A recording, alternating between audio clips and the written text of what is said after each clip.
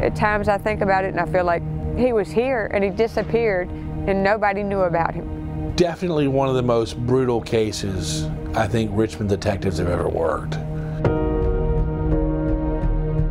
The body was found about half mile downriver. Somebody had picked up a boulder and just smashed it down on him. He was killed first and then had his head cut off. And somebody carried it a mile all the way up by the railroad tracks up on the footbridge and placed it there. Clearly, I think some kind of message of some kind. One of the things in this case that stuck out to me is that Eddie's family did not know that he was living homeless in the Richmond area until he was murdered. Please, if you will, take the time to help us, to help Eddie, to let us have an answer, and to help solve this for him so he doesn't die in vain. Please.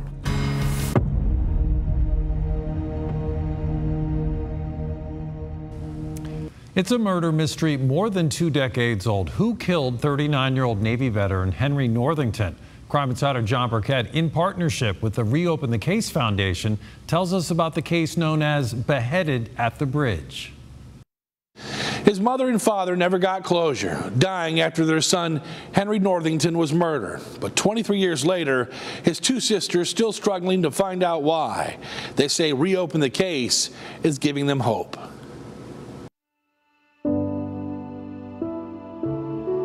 For 3 months of the year, from October 30th to December 31st, 3 of us were the same age.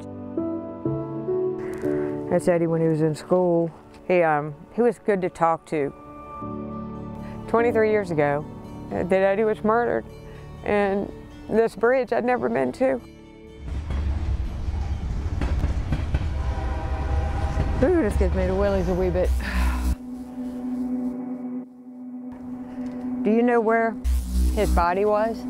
Tuesday morning, a pair of walkers hiking down this path found the head at the other end of this footbridge. I'm a little shocked because we normally don't find severed heads in this area. After an intensive search, Richmond police found the victim's body about 3/4 of a mile downriver.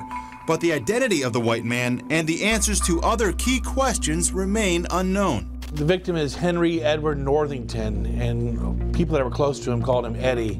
Eddie went to school down there in the Colonial Heights area. When he graduated, he eventually left to be a sailor in the United States Navy. When this happened, it was assumed that, family members in the community thought this was a hate crime because Eddie was gay. All of this would be so much different now. People look at people different now. He was gay. They wouldn't have thought that was bad. This crime would not have been, it would still not be sitting where it is if it happened today. It would have been handled a whole lot different because the public wouldn't have stood for it either. To get to the root of this story, Mark Holmberg years ago went into the homeless camp and talked to some of these homeless folks that were there and learned a lot about Eddie's case. It's one of the toughest homeless camps in Richmond, really remote, down here near Texas Beach. So the speculation, at least as far as I'm concerned, was he was living at the barrels, this campground called the Tunnels of the Barrels. It's a big drainage tunnel. The body was found about half mile downriver. It had a massive crush wound on the side of his chest and abdomen, like somebody had picked up a boulder and just smashed it down on him. I had a suspect. I think the police had a suspect. There's another homeless guy. And my last information was that right after the crime, he went to Seattle or the Seattle area. Eddie Northington was 6'4". He was a big guy. Just physically moving somebody that large around to get them in position, all these other things, you'd think you would need at least more than one person helping, if not a group of people. I know one thing that I wondered is how did they, what method did they use to behead him? Even with training, it just takes a lot of effort and a lot of just physical labor, really, to do that, unless they're using something like, honestly, like a power tool or a hacksaw. Maybe you could get through it a lot faster, but you'd still think at least maybe 5 to 10 minutes and making a fair amount of noise. Definitely one of the most brutal cases I think Richmond detectives have ever worked. And I'm saying that based on my 21 years here.